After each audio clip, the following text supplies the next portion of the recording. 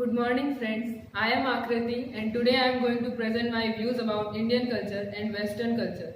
Both the cultures are right in their place, but I give more importance to Indian culture. As we all know that every coin has two facets. Similarly, both the cultures have some merits and demerits in them. Indian culture teaches its followers to respect their elders, to touch their feet, to obey them, whereas Western culture does not bound its followers to do the same.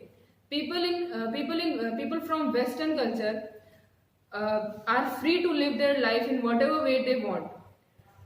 And Indian culture gives priority to joint families more than to nuclear families. And I believe that by living in a joint family, a person can become morally and socially strong.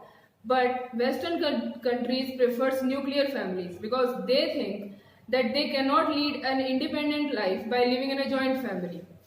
Now, Indian culture has also a good inclusion of rites and rituals.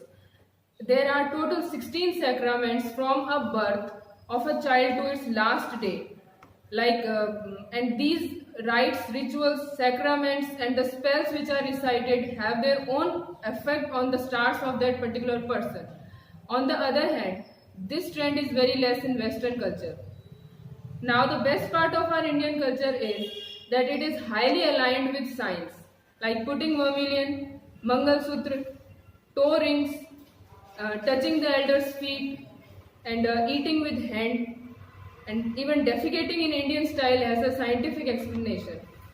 Now if we talk about Western culture, then Western culture is also an immense reserve of virtues. People from Western culture respect individuals' privacy, but in India, individuals' privacy always becomes the topic of debate. People from Western culture gives advice only when they are asked, but in India, people believe in giving advice when they have not asked even. Western culture is not patriarchal. Like men seldom allow women and daughters of the family to work and earn. But in India, still patriarchism has its roots. So we should adopt some good things from Western culture, but at the same time, we should not lose our sight of Indian culture.